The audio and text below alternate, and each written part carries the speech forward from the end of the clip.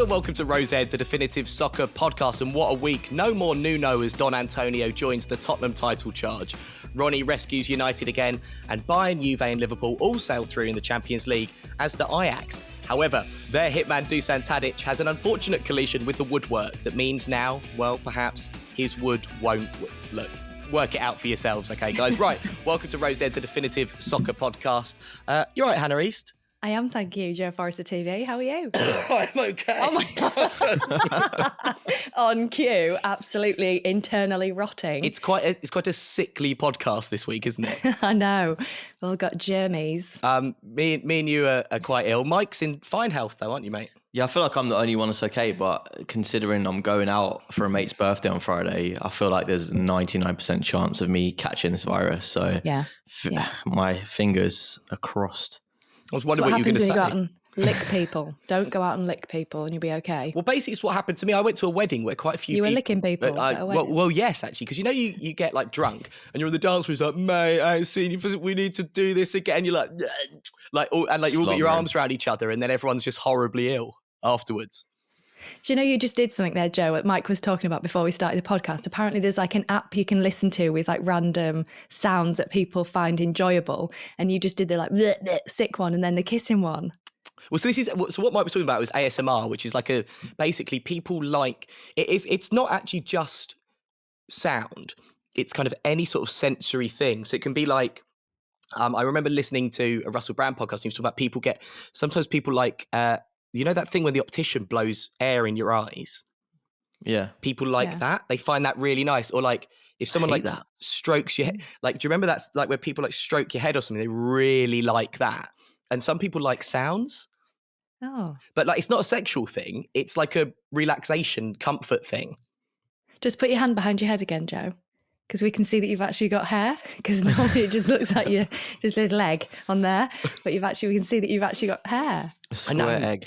Well, because I said last week, obviously, that I look like Sinead O'Connor in the Nothing Compares to You video. And I'm really scared that she's going to see it because she's quite like aggressive on social media. Yeah, and I thought that she was dead, but she's not. She's not. She's very much alive, Hannah. Well, don't stop slagging her off. We're trying to... No, I'm not slagging her off. I love Sinead O'Connor. I was actually really upset when I thought that she had died, but now you said she's alive. I'm really happy about it. We're trying to get guests on the podcast. Do you think we could get... I think we could get Sinead O'Connor. I reckon, Mike, between us, we could book her in an afternoon. I will sort it out. Do you reckon? Right, it's been a big week, Hannah. So are you finally ready to admit that Spurs, 10 points off top with Antonio Conte in, are going to be serious title challengers? Well, I think you're just talking about Conte this, Conte that, but what about your actual players? Because they haven't been. That's such a dirty cup. Well, what happened? Clocks on the when screen did you right now. last wash that cup? What happened? It How looks much like an you dribble. No, so what happened is I put it in the microwave to heat it up so the milk was warm and it all exploded over the side. But we were already late to start recording, so see, it's got coffee on the side. We were waiting for you. Oh, the J as well. That coffee, yeah, J for Joe. Joe just licking a cock I was about to, on the screen. I was about to say Very good. I was about to say J for Giant Willy, but obviously Giant is spelt with a G. Good. Yeah. Wow. Yeah, great. It's a good start. Right, so Conte's at Spurs. Hannah, I've always said that Nuno wasn't the man and Nuno out, so it's nice to have Conte in. You were like, you're such a floozy. You were like, oh yeah, Nuno we trust. But I mean, never mind. You don't have to ask me because he's an amazing manager. His credentials are fantastic, all that stuff. But it's about the players and the players haven't been performing. So was it the manager or was it the players? That's a question you can answer. I think it's basically, it was the seventh man who they approached for the job and the first one to say yes. So I think my mum said something this week that your best mate, my mum, Mike, they've got an ongoing war. She called you a wanker the other day. She called Mike a wanker. As soon as she's brought up that, instantly my anger levels just rise through the roof. He's like sweating. But she said that Nuno was like a lamb to the slaughter. And I really kind of agree with that. He was the seventh man in. So the fans knew that he wasn't wanted. We didn't want him. We knew it's going to be negative football. The players are thinking, well, this is the only bloke who said yes to the job. I've got no respect for you. Yeah. That's not going to motivate me. I just don't think he ever had a chance. And I'd feel a bit sorry for him, to be honest, because he's not a bad coach. And the first question he got asked in his first press conference was, what's going on with Harry Kane? And I think maybe at that point he thought, oh God, what have I done? It was never going to work out, and I see that now. But Antonio Conte is an elite level manager. He's one of the best 5 managers in the world, I would say. So to have him in, I'm genuinely excited. Mike, you must be fuming. Yeah, I was pretty upset, and I was sort of like wishing it wasn't true, because I'd saw what happened in the summer, and obviously the deal didn't quite work out, didn't go there. And I was wondering maybe why that happened. I'm not sure what at that stage would have been different. Maybe because Kane's future wasn't settled, he wasn't happy with that, or the sort of direction of travel, maybe like the summer spending, whatever reason it was, he didn't go. But yeah, he is the top class manager. I just think it will only be a short-term appointment, because Antonio Conte tends to stay there, win instantly, and then it all blows up in his face, like it has done at Chelsea, like when he told Diego Costa that he didn't want him via text, and then he was out the door not long later. And then at Inter, it was like reports of, debates with the board about finances, and they sold like Lukaku, and like they wanted to sell Hakimi and all their best players. And then he left. So I feel like something will happen. It's just whether he can get that team up to a standard where they can win something before it all blows up in his face. And I don't know whether that's going to happen. I think there will be an uplift, but I don't know. It depends. What do you think Spurs' ambitions are? Do you think top 4, or is it like a cup? I don't really know what he would be expected to win. Yeah, I agree with you. I don't think he's there for the long term, because he's just never really done that. Even at Juve, I think he was there 4 years, and 3 of those years, obviously, he won 3 titles in a row. But I'd be looking for get us back into the top 4, to a state that where we're again a club that would become attractive to players and managers. And then the next guy we get in, a high level manager for the long term. It's just someone's got to get us back to where we were. Because a few years ago, we were a regular top 4 club, and it's a sinking ship at the moment, and we just need somebody to salvage that, I think. And do you think that's the right way forward? Like, is that kind of already set up? I don't mean for a fail, because your expectations of him are very, very high, but you're already talking, I don't think he's going to be a long-term manager. Is that what you're obviously very passionate about Spurs, Joe, and you've supported them all your life? Do you see that as the right way forward, just to find somebody as a quick fix, then find somebody else to take over from that person that you may potentially have to sack because you don't think they're the future of Spurs? The reality is in the last 3.5 years, ever since Tottenham started building that new stadium, Daniel Levy's management of the club, having been previously immaculate, has been shambolic. And he essentially not only wouldn't give Mauricio Pochettino any money to spend, but was selling players out from underneath him. And his big gamble was that Pochettino would do enough of a good job to keep Tottenham in the Champions League. And eventually, Poch lost faith. The squad lost faith. He fired Pochettino, got the wrong manager in, bought players that he wanted, had to fire that manager, pay him off, got another wrong manager in. So we're now not at a stage where it's like, okay, who's going to be the next guy to take us forward on a long-term project? It's someone's got to save us, because this club is crumbling. And the worst thing about your United game on Saturday was not that we played badly, because you got to play badly. Well, I just thought there was just nothing. It was like one team were playing a friendly and weren't bothered about attacking, despite the fact that they were losing 3-0. And the other team were a professional football team in the top flight league. It was something needs to happen to arrest that slide. And if that's Conte for 18 months, then so be it. Happy with that? I've just got to see it going the other way at this point. Yeah. And of all managers to get in, I mean, you're kind of guaranteeing that this manager, that Conte, is going to set you in the right direction where you need to be, and hopefully start to turn things around. Because like you say, this has been happening for a while with Spurs. It's not just Nuno that's made things change. But do you not feel that, I mean, it was fairly quick within the season to sack him? You think that was a right decision 100% to get rid of him at this stage? I just think you could see the collapse happening on the pitch. And those players don't care. And I just really think Premier League players these days, instead of thinking I'm going to salvage this situation, they're looking for the exit. And I guarantee that they'd have all been on the phone to their agents going like, look, if you can find interested clubs, I'll move. And then Tottenham aren't my problem anymore. Whereas now I think bringing Conte in gives you a huge uplift. Also, he's famously a prick. So they've got to be ready to work hard. And there's a lot of deadwood at that club, to be honest. Like, there's a lot of people there. Like, I'd say 8 or 9 of the first 11 are decent top 6 players. But there's a lot of players there. Harry Winks, Dele Alli, even people who've been really great servants, like Ben Davis and stuff. Like, I just think there's lots of people that have got to be moved on. And I think, to go back to what Mike said a while ago, I think the reason he's come now is he wouldn't come in the summer, is I think there's got to be something on paper from Levy saying there's going to be money to spend. Because that was why Conte didn't want to come before, because he just didn't think the resources were there. And I think there's got to be something there now.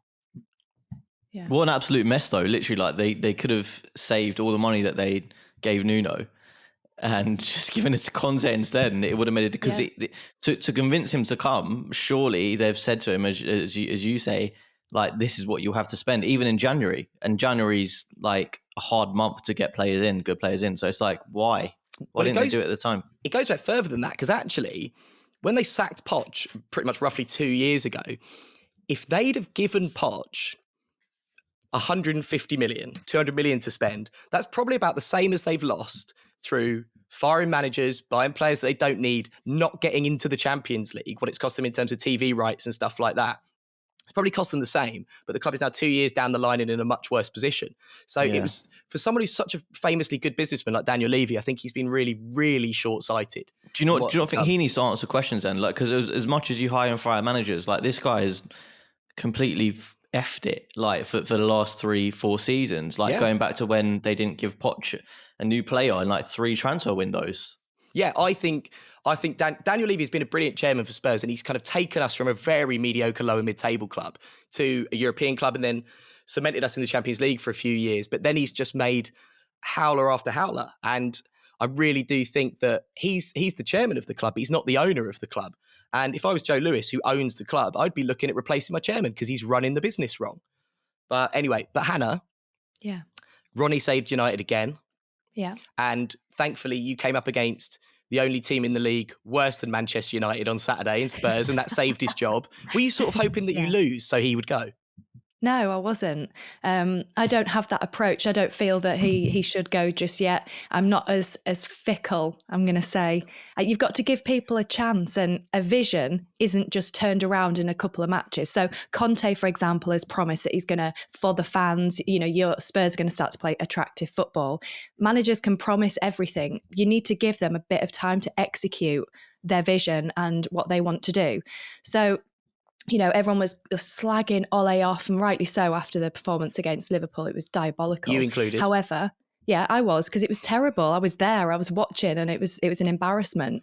But I'm pleased that United won and beat Spurs the way that they did. Do you see Rashford's face when he scored, though? It was very much like, he wasn't like, yeah, come on. It was very much like looking up at the fans as if like, you deserved it more than Rashford deserved that. So, I think you're reading a lot into a facial expression there. No, but it was that kind of vibe from the players. They are aware of how terrible they were against Liverpool, and they know how much they need to give back to the fans, and they know how disappointed everyone was, how much pressure was on Ole going into it. Like some teams would probably want the manager to be sacked in certain instances. Like you say, there's a lot of money in football. People are out for themselves. If the club's doing badly, speak to your agent. I want to go see if there's any interest for me to go somewhere else. But there are players that actually believe in the club, and rightly so believe in the manager. And I think a lot of players for United do believe in Ole, more so than sort of the media makes out. So I think they were never going to sack him after Liverpool. And if they did, I think a lot of people would have been very, very surprised. Yes, it was terrible, but, still give him a chance. And then look what we did against Spurs. We changed the formation. Having the 3 centre-backs made a huge difference, 5 at the back. I think that really changed the dynamic. But then, midweek with Varane being injured and him coming off the pitch, that we kind of went back to our old ways again. And I think that was very evident. It was just kind of hoping that moving forward, we just don't allow all these pockets of space that we had against Liverpool and this weekend. I don't know. We'll see how it goes, but I'm not for Ole getting sacked. Oh, you were last week, though. Yeah, I was just going to say. You're calling me fickle. I'll look at her face. She's thinking of a way to get out of it. No, I thought about it a lot, and it's you like resigned to it. It like you didn't say like, oh, I don't. You didn't say I want him out, but you were almost like resigned to him going, because the way that I see it, if you would have got rid of him, like Conte was available, but now Conte's gone, so he probably got caught wind of the fact that like United weren't going to sack Ole, and was like, you know what, I'm not sticking around any longer. But you can't sack a manager just because somebody is available. because that's ridiculous. You can't say, oh, Conte's available. I'll tell you what, right, Ollie, you were rubbish at the weekend. Let's sack you. Let's get somebody else. It's not a weekend, Hannah. It's been a long, long time that United have been. I think the fact that he's gone. We were second last season. We just need some silverware, and then everyone will pipe down. Everyone will pipe down about Ronaldo. Everyone will pipe down about Ole. At Man United right now, it all just seems like panic going on. Like, you sign Ronaldo, doesn't really fit your team, and then like you get battered by your rivals Liverpool, and then you start playing free at the back. I think they got lucky coming up against Spurs because Spurs are awful.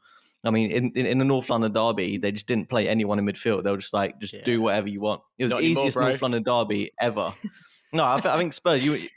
Joe, you'd admit Spurs have been terrible, and it was the best opponent that United could have asked for. I just feel like it's just panic stations. If they had any like sense of long-term planning, they would have gone, all right, Ollie, he's not really doing the business. Yeah, he's been here, he's done a decent job, but now you've got these high-level players. He doesn't know how to manage, and he doesn't know how to get his tactics right. You need that next level, and I think Conte it was the best man for the job. I'm not saying that because he's available. As Joe said, he's one of the best managers in the world. So but would obviously like the way he manages and how sort of aggressive he is with his implementation. I don't think he would have suited Manchester United. I don't think he would have suited the team. In my opinion, I don't think he would have done. I don't think Conte would have been the right manager for United.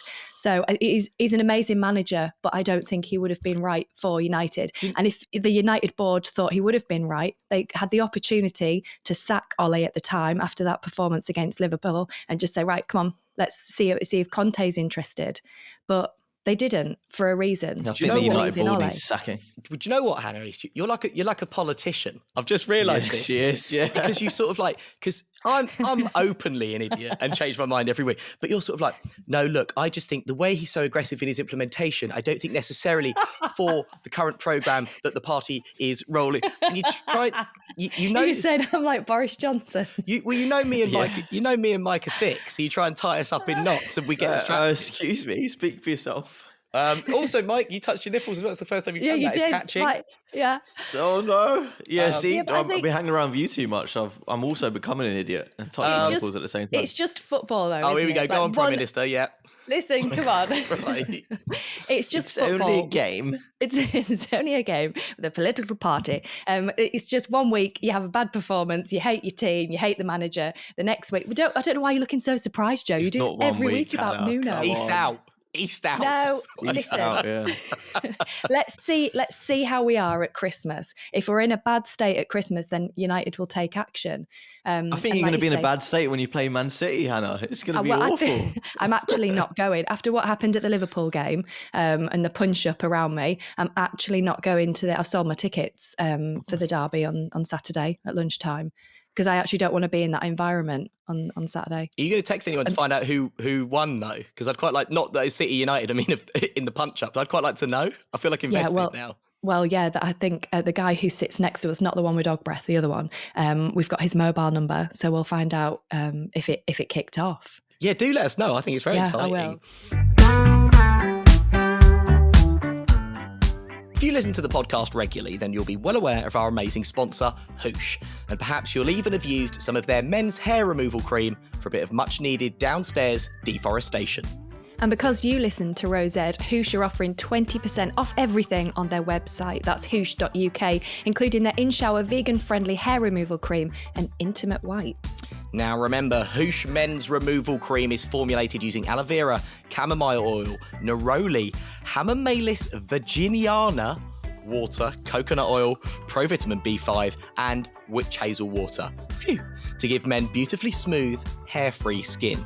So if you want to go hair-free without the hassle, just visit hoosh.uk and enter the code hoosh20 at the checkout. That's hoosh20. Happy hooshing. Speaking of managerial changes, Unai Emery, the most evil-looking man in football, rejected Newcastle. If even Count Dracula doesn't want to go and manage you, Mike, then I mean, you know that you're an evil club, don't you? Yeah, I mean, I don't really know what's going on there. I think maybe he's seen the project and it's all just a bit shambolic. I'm not sure, but it's all just a bit slapdash, isn't it? We've got loads of money now. We're not really sure what the strategy is. I think they've been linked to about 10 million managers. Emery's probably feeling like, I'm not really sure what's going on. But I think he was annoyed from reports I've read that the sort of interest around him was so public. And he got asked about it in his pre-match press conference before Villarreal playing in the Champions League, which was a huge game. And he just seemed like quite annoyed about it, that apparently he was like the front runner to take the job. He was like ready to take it. He was going to be the next Newcastle manager. And then he said in his press conference, like, there's not even been an offer. I know of interest, but there's no like advanced development. So he's probably thinking, all right, well, this is a bit, too soon for me.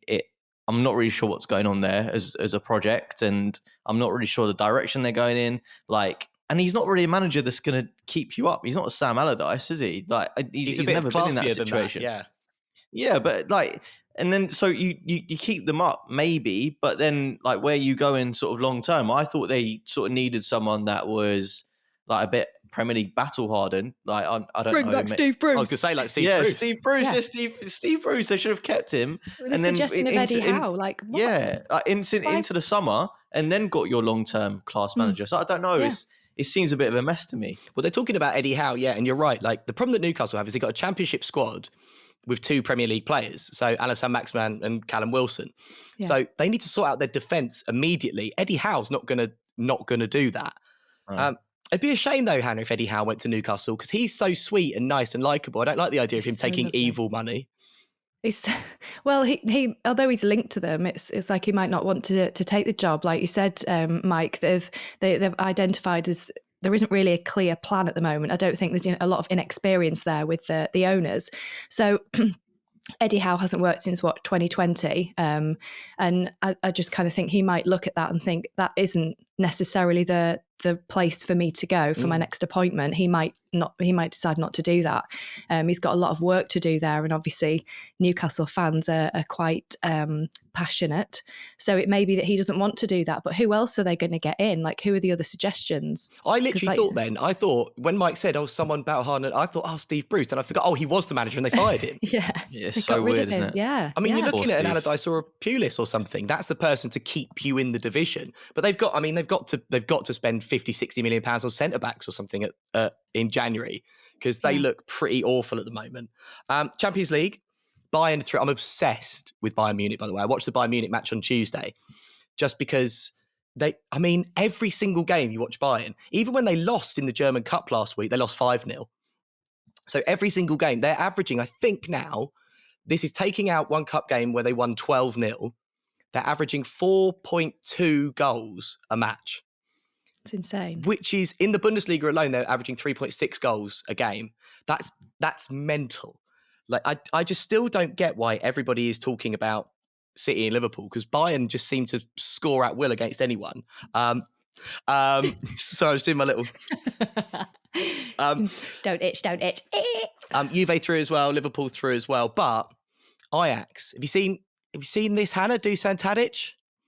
Oh, did you see this clip? No. So Dusan Tadic, right, formerly of Southampton. Ajax looked brilliant, by the way, as well. So he scored the second goal, I think, to put Ajax ahead against Borussia Dortmund last night. But he slid in at the far post.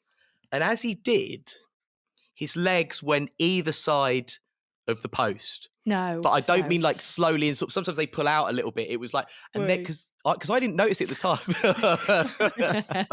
Should have pulled out. They do 80% effective. That's not. I've got 2 kids. It's not effective. It's not a form of contraception. Can I also just say, sorry, just officially, legally, don't get your contraceptive advice from Rosette. Right? None of us here are qualified to talk about that. But talk about his crotch. Carry on. So he slid in, but like it was, even in slow motion, it was like wallop. You could see the impact because he ran off holding his winky. And I was like, that's weird. That's like, is it like the Simeone celebration where he kind of grabs his cojones to show what a man he is? And then I watched the slow motion replay and he really, he nailed the boys. Mike, there's nothing like that pain, is there? No, and I think it's hard to describe to a girl exactly how it feels. I know you'll say that I'm not laughing here, but it's always like the comparison, like men will never go through childbirth and the pain of that. But like Oh, blah blah blah. Like keeling over in pain. Like especially in football as well. Like on a cold Sunday morning, if you ever play Sunday league football, like the old boy is probably shriveled because it's freezing, and getting it hit in that spot is just the worst pain of all. Well, like, it's indescribable. It makes you feel really sick straight away.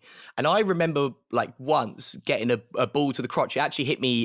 Didn't hit the boys. It actually hit the little corporal right on his tip, right, right on his helmet, so to speak. And I remember like waiting for play to move on, and it was so painful. I thought it was bleeding. And looking down and like checking him. And like Mike says, it's like a little bullet because it's about 3 degrees. And obviously it's just had a football straight in it. Sports stick. And literally like, oh, that pain getting hit in the groin. But Hannah, is there like, right, so how do I put, is there an equivalent of like, if you get hit in the, you know, the old. Your flower. The old Fanny Craddock, the old seafood supper. And is it seafood supper? What girls have you been with? Yo sushi. Oh, hell. mate. This is my Joe single, by the way. Just to remind anyone.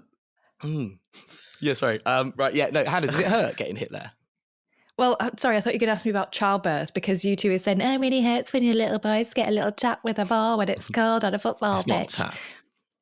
When you give him birth, like literally, I turned into a Wolverine on both occasions. Like my veins popped out. It's apparently like breaking 7 bones at once when you give birth. It's that painful. Yeah, but have you ever had a football on your knob? Because I mean that. Yeah, last Sunday. No, it wouldn't hurt anyway. No, but I mean getting hit in the undercarriage. Once I jumped off a hay bale onto a bike and it hit me there and it really hurt. And I thought I was going to be sick because it was that painful. But that's as close as I can relate to because obviously I don't have a dick. What were you doing? That's very random. From like Yorkshire, aren't I? Jumping on hay bales and stuff. And then I jumped off the hay bale and tripped and then hit myself in that area on a bike. Oh, I thought you were like shooting some like movie and like you were jumping from the thing onto like a moving bike. It sounds like you're in the circus. Just at home. Up next, Hannah. Oof! Right in me growler. But that does hurt, does it? Yeah. So were they. There you go. There you go. go. So we're talking about my vagina on the podcast. It's about football. Well, I talk about my willy quite a lot. So yeah, it's like you do talk about it a lot. Bring something. Do you have a nickname for your parts, Anna? Because obviously I've got a nickname for mine. Did you just call me Anna? Hannah. Do you have a nickname for your parts, Anna? But is that something that you've ever? Well, no, especially because I've got 2 little boys. They understand it's like a winky and a flower. But they like to go and ask girls to see their flowers in the toilets. So I've had to have a chat with them about it, because they're young. But they're so intrigued by everything. That's what kids do, though. They all show each other their willies. Do they? Yeah, in the toilets. The teacher phoned me the other week about my firstborn to say that there's a group of them all showing each other their willies in the toilets. And all I cared about was different childhood. I was like, Bradley, was yours the biggest? Eh? I hope so. Hannah's just like, you know what kids are like? He's just taking like kids into the toilet, asking to see their flower and showing his willy to kids. You know what they're like? Oh, then do a bit of handwriting. Oh my! You know what school's like? Bloody! I mean, your children. I mean, they're 2 of my. As I've said to you before, they're 2 of my favourite humans in the world. I'm a bit worried that they're going to grow up to be criminals, but they are absolutely hilarious. Well, the other day they went into my handbag and got a tampon out with an applicator. So they thought the applicator, when you open it out, this hard piece of plastic, they thought it was a water pistol. So they both got one. They've been walking around the house. They're like, oh, psh, psh, psh. And I was like, oh my God, what have they got? Like, where did you get that from? They were like, out of your handbag, you had water pistols. Now, I don't know where the actual tampons are, because obviously they weren't used before Joe's like, where's that used? They weren't. But I don't know where they are. So I'm like, I'm going to go to a shop and try and pay for something. And like a tampon's going to fall out on the floor and I'll be really embarrassed. But they slept with the tampon applicators for 2 nights. It's really, kids are really weird. They're really weird, especially my kids. That reminds me, I was once walking down the street and I walked. I couldn't mistake it, and I saw on the floor like a condom in its wrapper, so like unopened, just lying in the middle of the street. And I just thought, oh no. So someone's obviously been like, the girl's called up and been like, come on then, big boy. Do you want to come over? And he's gone running around. And then when he's got there, he's like, no. Well, as Joe's told us, pull-out method's 80% effective. So maybe he was a lucky 80%. 8% effective. Maybe at a better time. Rose Ed liable for any childcare costs that arise from you trying the pull-out method. Sad, Mike. Jeff Stelling's leaving Sky Sports. What's happening? It's really sad. I think he's moving on. I don't really know why, but he's been like the soundtrack to my Saturdays for forever. I think he's been doing it 25 years. He's been doing it. I can't believe it. And there's been like some stellar Stelling lineups, like him with like Phil Thompson and Matt Letizia and Merson. I think that was my favorite sort of period. That's what I grew up watching. And yeah, it's a bit like a end of an era. And who on earth is going to fill his boots? I've got no idea, because I've watched the BT Sports version and it's just not the same. It's nowhere near. So I don't know what they're going to do. It's going to be interesting. It's hard to follow it, isn't it? To follow that, it's such an institution. And as you know, Mike, I used to host The Score on Love Sport Radio, which was a similar format, right? And it wasn't a bad show. Like, it was all right. But to do that, getting the scores coming from around the grounds, obviously I might have a good 2-minute run and then I would just get confused and obviously just start talking about willies and bums and stuff. And like to hold your concentration like he does for like 3 hours and all the build up and all the post stuff, and to do it so flawlessly and also off the top of your head, and it's not stuff getting fed to him in ear because it's too quick. Like about, oh yeah, there's been a goal at Priestfield, so don't you know this is Gillingham's third goal in the second half after blah blah blah, and like literally just been like, right, there's been a goal at Brentford. It's an unbelievable skill, and I genuinely can't think of a single broadcaster in Britain that could do it. I really can't. But there you go. I mean, it's going to be impossible to follow up. I think just like the energy he has, and you know, he's got humor, but he's an absolutely brilliant broadcaster. He's just got it all. Like, he's got a great relationship with all the other presenters. And I thought this season when they got rid of Charlie Nicholas and the others, I thought it was going to go downhill. But I think Stelling just holds it all together. I really think he does.